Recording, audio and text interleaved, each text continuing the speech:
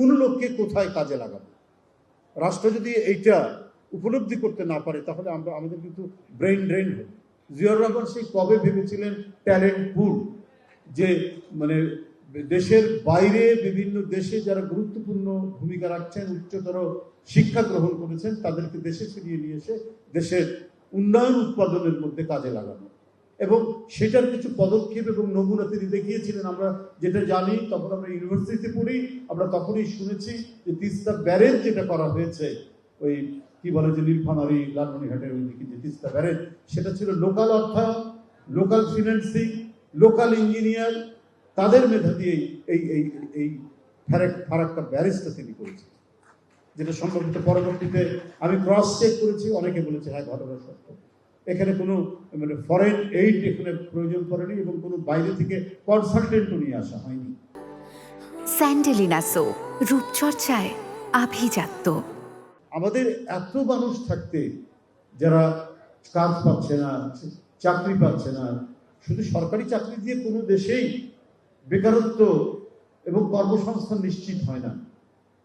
তা অনেক পরিসর থাকবে, প্রাইভেটাইজেশন থাকবে, আরো অনেক জায়গায় অনেক ক্ষেত্রে আপনার কর্মসংস্থানের সুযোগ থাকবে।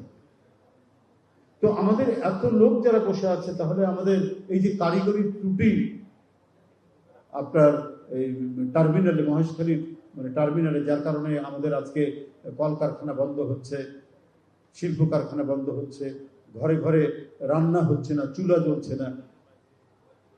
একে তো আন্তর্জাতিক একটি বিষয় চলছে, যুদ্ধ হচ্ছে, হরমুজ প্রণালী, ইরান আমেরিকা, এসব ঘটনা তো আছে, সেটা একটা বড় মানে প্রতিবন্ধকতা হয়েছে আমাদের জ্বালানির পাওয়ার ক্ষেত্রে।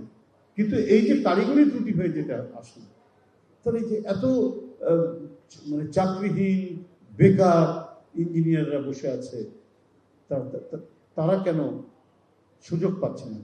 এটা আপনাদের সত্য কথা, আমি এই ব্যাপারে দ্বিমত পোষণ করছি না। তবে আমি এইটুকু বলতে চাই, এই সমাজে নানা স্তরের নানা জায়গায় মানুষ থাকবে। রাষ্ট্রকে কাউকে মানে বিচ্ছিন্ন করে, কাউকে অবহেলা করে, আবার কাউকে অতিমাত্রায় আমরা মানে পৃষ্ঠপোষকতা দেওয়া, এটা অবশ্য একটি রাষ্ট্রের যদি এরকম মানে মানে বঞ্চনার যদি জায়গা থাকে, সে বঞ্চনার জায়গাও রাখতে হবে না। দেখতে হবে রাষ্ট্র এমন একটা লিয়াজো অফিসারের দায়িত্ব পালন করবে, যার যে ক্ষমতা, যার যে দক্ষতা, যার যে মেধা, সেই অনুযায়ী যেন সে তার কাজ পায় এবং সে তার পরিবার এবং জীবনের ভরণ পোষণ করতে পারে।